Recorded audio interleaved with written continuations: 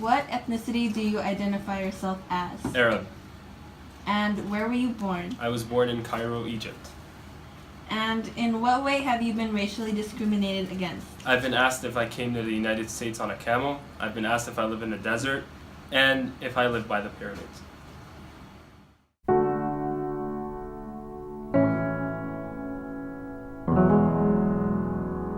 Racism is more than just a few snide comments made about an individual. The idea of racism interprets an underlying characteristic about the society we live in today.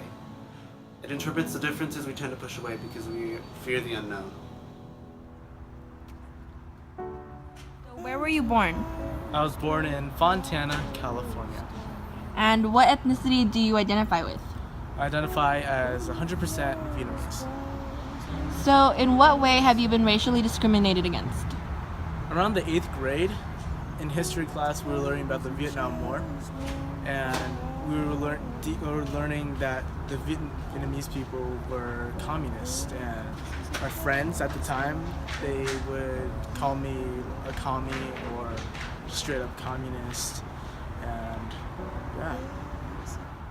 According to the Los Angeles Times, for every 10,000 residents, about 3,400 more blacks and 360 more Latinos are stopped than whites.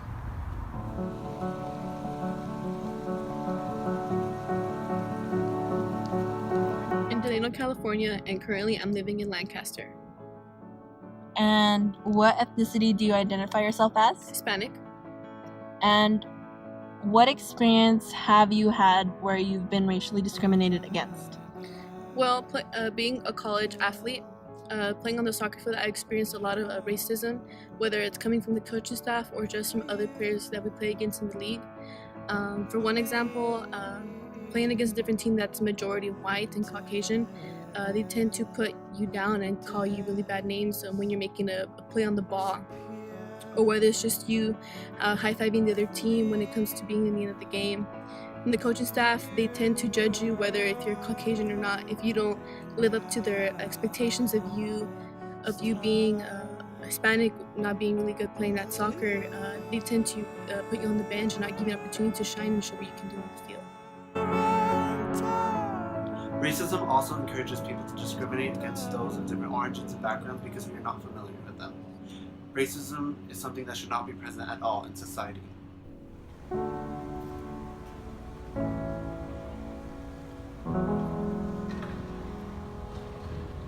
So, where were you born? I was born in Long Beach, California, but I currently live in Eastville. And what ethnicity do you identify yourself as? I identify as being Caucasian or white.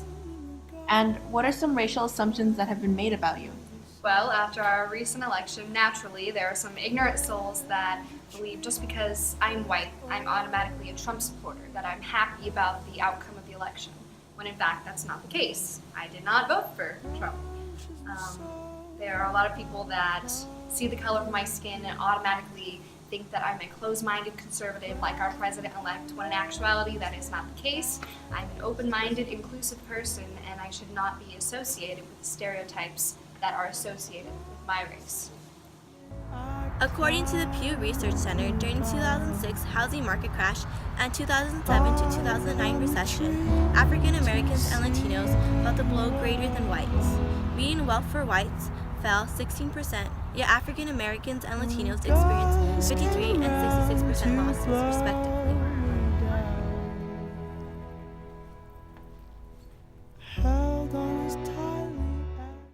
So, where were you born? I was born in Torrance, California, but I grew up and currently live in Compton, California. And what ethnicity do you identify yourself as? I identify myself as Black/African American. And what experience have you had where you've been racially discriminated against? When I was in high school, I hadn't really thought of the difference of cultures until I was in high school, and my high school was predominantly white, and I was a part of the color guard, and during one day in color guard practice, we had a break where we had snacks, and there was people in the color guard and the marching band. And just so happens, a guy, he comes up, and it's towards the end of the snack, and he's like, oh no, all the watermelon, all the black people food is gone. And he's like, "Aren't you mad, Chelsea?"